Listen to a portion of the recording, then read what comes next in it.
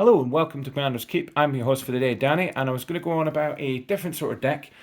Similar to the Kobold deck, this one's more of a combo. This is a Nethroi Apex of Death deck, so it uses Mutate as the main mechanic to mess about with our combos. And the full deck list is in the description on Moxfield. Great website, check it out. Once again, I'll point it out. It's in the description. So if you want to have a look at the whole deck list, it's all there, and obviously Mox feels great for test hands and everything else. So yeah, if you like that sort of thing, have a nosy.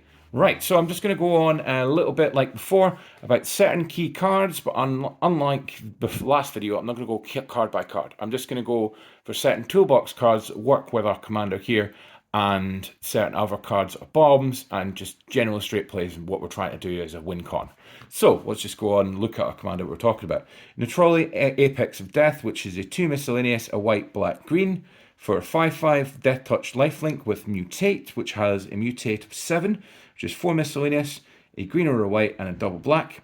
And whenever this creature mutates, return any number of target creature cards with power 10 or less from the graveyard to the battlefield. So a whole point here is to fill our graveyard full of small, impactful creatures that cause certain things to take place. And yeah, and we could either mutate our commander to be massive and swing for lethal with that, or we could do the main crux regarding the combo. So let's just go briefly look at some of the mutate cards in question I was on about. Okay, so there is the Auspicious Starks, which is 5-drop for a 6/6. Mutate is 6. Whenever this mutates, exile X cards from top of your library until you exile X permanent cards where X is the number of times this creature is mutated and put them on the battlefield. Put that permanent on the battlefield. Brilliant card. Basically, we're trying to build a big board state with lots of mutate triggers, so that's important. A Necropanther, which is a 3/3 for 3 with mutate of 4, 2 miscellaneous, and a white or black or white or black. Whenever this mutates, you return return target creature card with convert mana cost 3 or less from the graveyard to the battlefield. So great thing there. And a Migratory Greathorn, which is a 3-drop for a 3/4 with a mutate of 3. Whenever this is mutated, you put a basic land from the library onto the battlefield, tapped. So that's what we want. We're trying to use that for ramp. Just go a bit faster now here. The Chittering Harvester, which is a 6-drop for 4/6 with a mutate. Whenever mutate of 5, whenever this creature mutates, each opponent sacrifices the creature. Great way to get around indestructible. And Hexproof is sacrificing. So like I say, we're trying to fill our graveyard full of these impactful mutates as well as other things. Okay, another one. Huntmaster Liger, which is a 3-drop, 3 miscellaneous and a white for a 3/4, which has mutate 3. Whenever this creature mutates, other creatures you control get an X, +X until end of turn, where X is the number of creatures you have mutated in this. Great idea. Great thing. So if I fill in that. Cub Warden, similar as we said, a 4-drop for a 3/5 lifelink.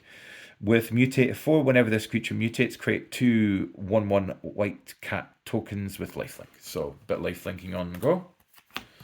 And a Volapete, or Volapete. I don't know how you pronounce that. Feel free to comment and tell me that I'm incorrectly pronouncing that. Always better to be told off that we're wrong than to go on making a fan of ourselves. Right, so this is a 2/3. For a flying mutate 3, whenever this creature mutates, put a +1/+1 counter on it. So, mutate, build, counter, big flyer. Flying is very impactful, especially with your commander. So you imagine your commander's out, you mutate it with that, it's going to fly, it's already got bigger, you mutate it again, it's got all that, it just keeps growing and growing and going and going, like the Energizer Bunny, I suppose. Okay. So this Boneyard Lurker, which is 2 miscellaneous and a black-green, for a 4/4, mutate for a 2 miscellaneous and a black-green and a black-green. Or black or green hybrid mana. Whenever this creature mutates, return target permanent card from your graveyard to your hand. So yeah, more recursion. Like I said, we're going to put things in the bin and we want recursion. Right, so that was our mutate triggers there. Let's just go on with a few of the mana docs, not the whole list, but just 2 of them. We have a good old Elvish Mystic, early 1-drop for tapping it for a green. Great stuff. We need that sort of thing. Obviously with Birds of Paradise and a few other things as well. But another more interesting one is a miscellaneous and a green-white for a Fey Burrow Elder, which is a 0/0 Vigilance, but it's a +1/+1 for each other permanent you control. For each color among permanents you control. So, like, we're doing the 3 colors it's going to be a 3/3, but you can, for each color amongst you control, you can add 1 mana of that color. So yeah, we can tap that for any of the colors we've got them out. So he comes out, he's basically a green-white on his own. Say you got a black, you tap him and produce mana a green, white, or black, and you know it's a 3/3. Chuggy Wall with vigilance, I suppose you can swing with it, but you're aiming for a mana dork with that, so that's what you mainly use it for. Okay, let's go with our game engines and toolbox pieces that make us get our game engines. Right, so let's start off with one of the only humans that are in this deck, because most of these beasts got to get the mutate trigger. A Yisan, the Wandering Bard, 2 miscellaneous and a green for 2/3. It is 2 miscellaneous and green, tap it, put a counter on this, a verse counter, and search your library for a creature card with converted mana cost equal to the number of verse counters on him. Shuffle your library and put it in the battlefield. Right, so 1 verse counter, we'll get a birdie or a mana dork. 2 verse counters, we get a very impactful piece, 3 and so forth. Great card. Hopefully it doesn't get killed, but it is kind of like a Green Sun Zenith on a stick. That's what we want. That's why he's a human. That's why he's getting left in. Okay, so there's a Fiend Artisan, which is black or green. So hybrid mana, a 1/1. This Fiend Artisan gets a +1/+1 for each creature card in your graveyard.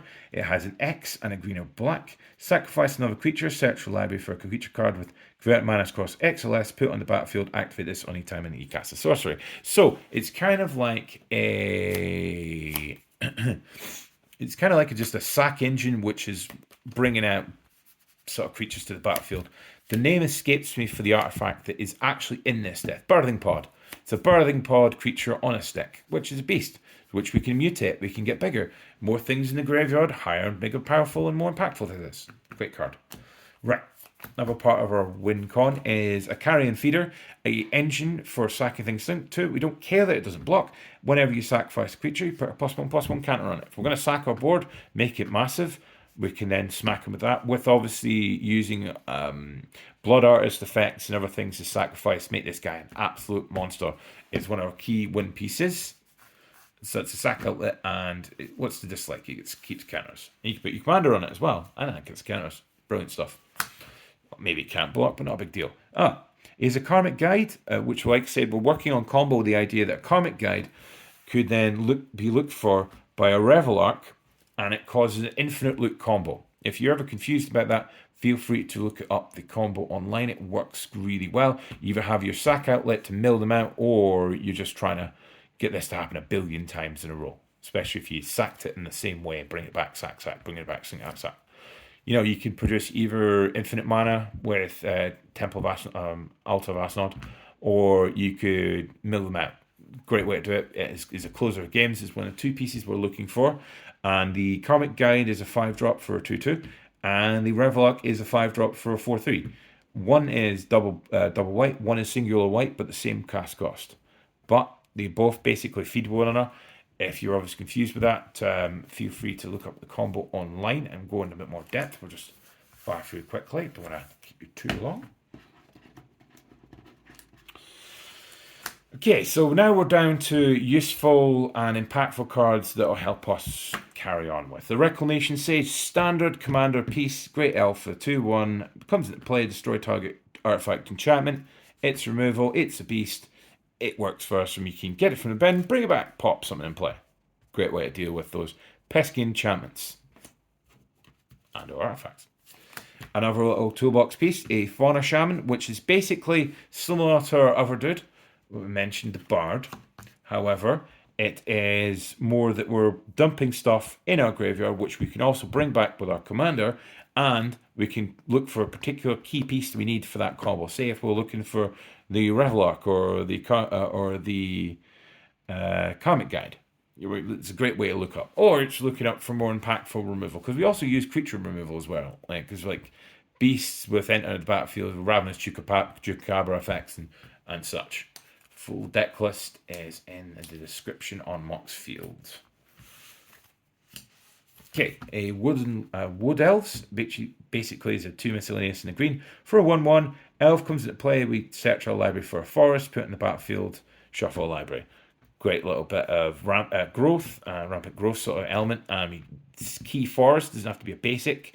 we can get him back a few times. Like I say, we're running 3 colours, so our mana base will have some exciting forests. So yeah, really good for using back and forth, and yeah, great all-rounder.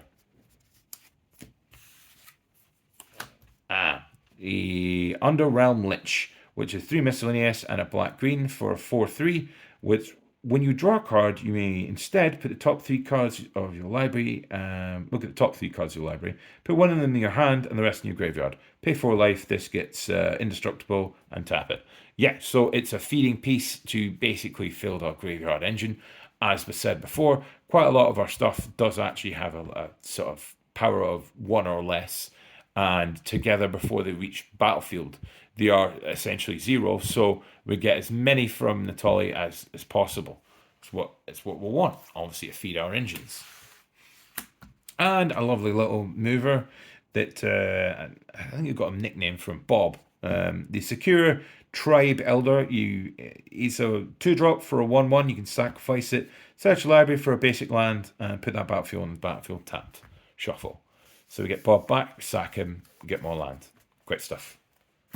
Right, let's just do a brief, and I say ever so brief, run through of some impactful enchantments, sorceries, and a little bit of removal. Like I said, it's not the full list. The full list is in the description, so we're not going to go through every card. So let's just start ahead. 8 Arter End, which is 2 miscellaneous, a white-black for an instant exile target non-land permanent. Great. Exile. I mean, it's expensive for what it is, but it's exile in non-land permanent. What to argue with into exile? Exile is better than destroy, but, you know, can't always win there.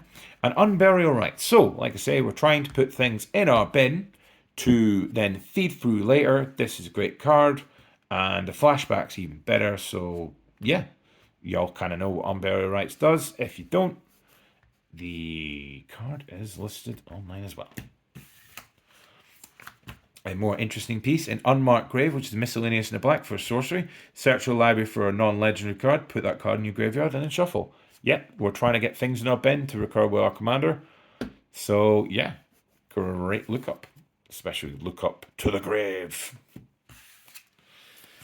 Everyone's favourite Smothering Teeth. It is 3 miscellaneous and a white. Whenever an opponent would draw a card and they don't pay 2, that player doesn't, you create a treasure, which is great. We want treasures, and yeah, make them pay 2, or you're going to get a treasure. So you're impacting their turn. So if they have to pay the 2, they're paying 2 on something they can't pay. Like, say, if they wanted to pay for their commander, but they didn't want to give you a treasure.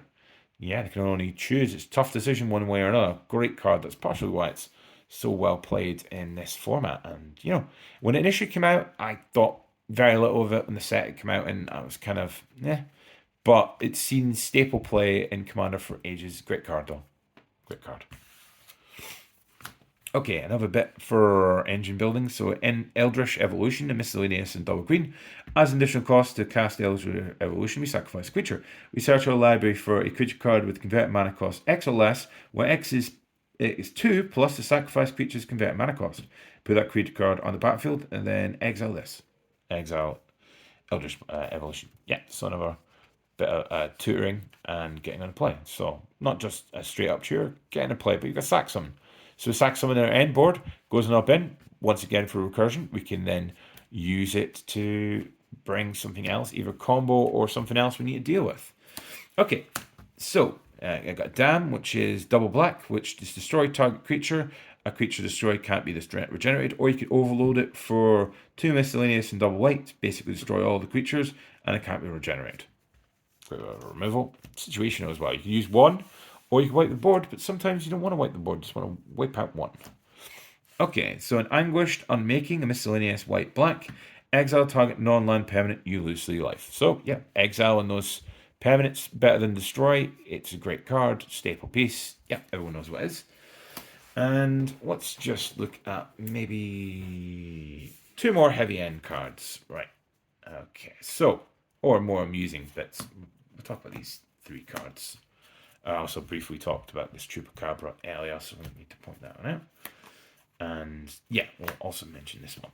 So we'll just go with the Polychronus Unchained, which is a 2 miscellaneous black-green, which comes into the battlefield. Its base is normally 0, but when it enters the battlefield, it gets 6 +1/+1 counters and if it escapes, it gets 12, right? So if a damage we dealt to it, remove X counters from it, and prevent that damage. You can make it fight for 3 miscellaneous for black and green, fights another creature, and like I say, you can exile other cards to bring it back with escape. The main important part of this is its fact its base is 0. In your bin, its base is 0. It's not 6, and it's not 12, it's base 0 in the bin. So when we're doing recursion with our commander, we can bring it back for 0, and it's one of those other beasts that can add up to the line of 10, or 10 power. So when I came up with the deck idea, it was just to abuse that pure bring back recursion point, and then obviously I used the combos and other things. So yeah, it's another bit of removal, and it's a creature. It's a Gem Razor. It's a 4-drop, 3 miscellaneous in the green for a 4/4.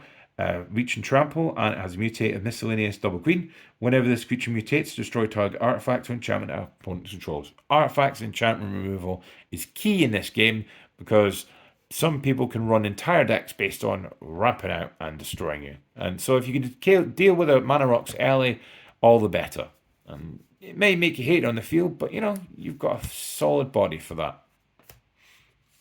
Top end, a Hornet Queen. So like I said, if we're using a Birthing Pod strategy, we're going all the way up to 7. We want to have a Hornet Queen. When this enters the battlefield, or ETBs, you get 4 1/1 flying Death Touch insects for 2/2 flying Death Touch. And obviously when this goes in the bin, once again, it's power of 2 and not the power of the other insects in play. So if it would die for any reason, you sacrifice it, you bring it back to our commander, comes into play for 2 of that 10, and we get a board, a wee board presence, if you will, which is a great thing. And also, our Planeswalker as well works in one of the creature slots, because if for any other reason, if it's in your hand, okay, insect in addition to its other types, yeah, if it isn't on the battlefield. So as long as it's even in your hand or graveyard or library, it's considered an insect that's a 3-drop. 2 miscellaneous and a black-green, which is really impactful, bit of removal, and a creature. Only when it's on the battlefield does it ever get considered a Planeswalker. So for your lookup spells, it counts as a creature. Great impactful card, and yeah. Right. Okay, so that's all for today. Hopefully you're inspired to do a little bit more of an interesting commander that's not on the top tier, but it's really cool and you can do really cool things with it. I, of course, am your host for the day, Dan. Feel free to like, and subscribe, and we'll catch you in the next one.